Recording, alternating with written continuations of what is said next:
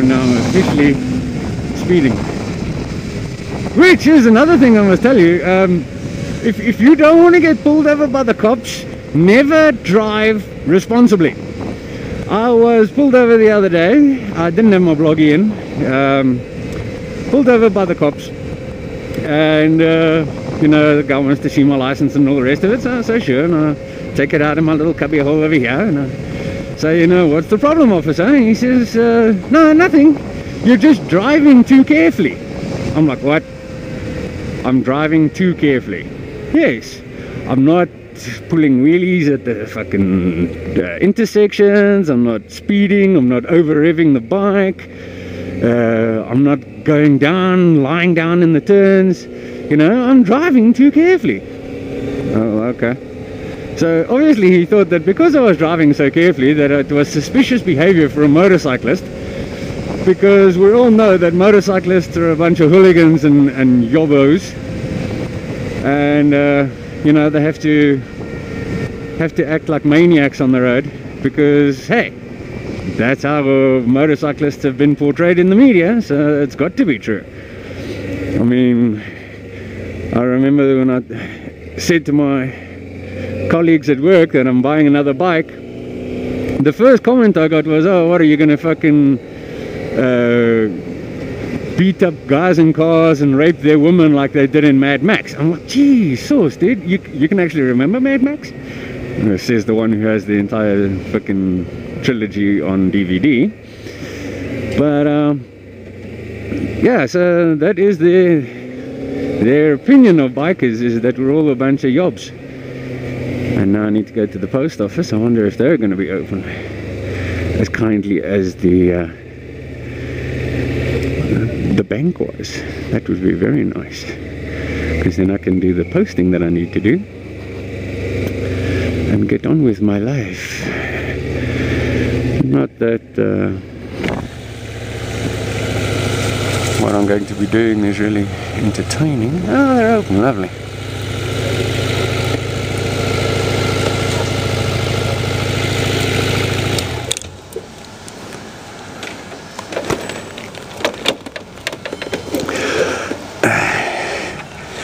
You want to talk about conspiracy theories? I was watching Spicy 110's video this morning about his conspiracy theories, and I must tell you, I have a conspiracy theory for you, Spicy. The conspiracy theory is between helmet manufacturers and bike manufacturers to put this thing in the most inconvenient place that they could possibly find. See you guys later.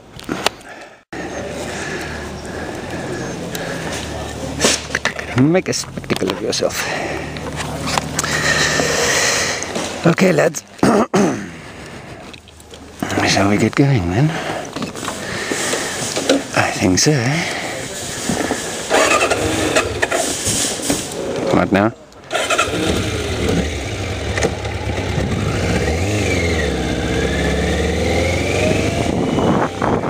So, that was a pretty painless experience, I must say.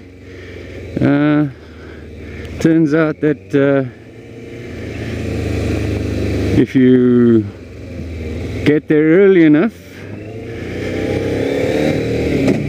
there's less bullshit to deal with, which is pretty nice. The beggars and guilt trip farmers aren't there at the moment yet, so very nice as well.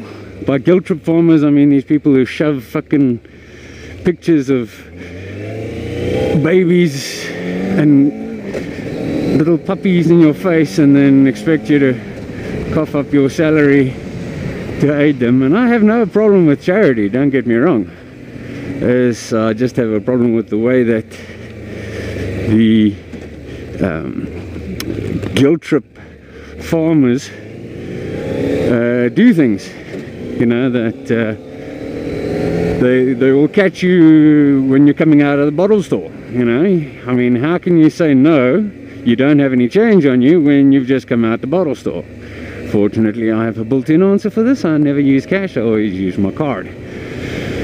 But yeah, so it's like, and then of course the whole thing of shoving photos of indigent children and hurt dogs and cats, and you know, I've got more sympathy for animals because it's us that are treating them that way, and I suppose I should have sympathy for humans as well.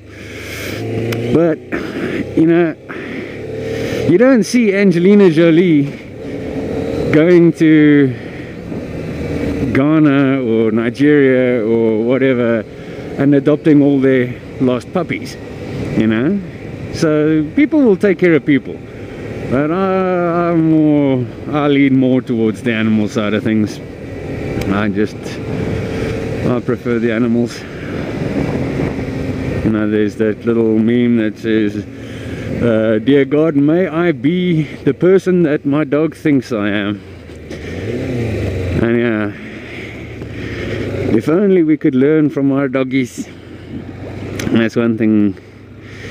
I sadly do not own a mammal, a doggy, because my wife is a canine phobe, which I've gone and checked is actually a condition. She was not attacked or mauled by a dog when she was little, but you know, a crawling baby and a young Jack Russell. Jack Russell will nip and, you know, little bites to the ankles and so on. So, and I don't know why, but it's caused a phobia in my wife now. So, or it's not caused a phobia now, it's been a phobia ever since I've met her, and ever since she was old enough to remember. She's been afraid of dogs, but not big dogs, strangely enough. The little ones, Chihuahuas, Jack Russells, you know, scared of the diminutive dogs. But I mean, I had at one stage I had a King Rottweiler, and she loved it. She absolutely loved that dog. And then I had a Alsatian or German Shepherd, and again, loved the dog. The dog actually was more protective over my wife than she was over me, and I mean, that's going against all the police force training. You know, the dog's supposed to protect me, not fucking my wife. But yeah, no, the dog was so protective over my wife, it wasn't even funny. But anyway, yeah, so the big dog she doesn't have so big a problem with, the little one she has issue with. But yeah, okay, so that's about it for today. Very short vlog, hopefully. I don't know exactly how much time it's going to be once I'm finished editing it all. But hopefully it didn't take too long. Hopefully you found some of the stuff either interesting or funny. And yeah, I will see you tomorrow when I'm out on the road for my proper vlog. And hopefully I'll have some more good stuff, good things.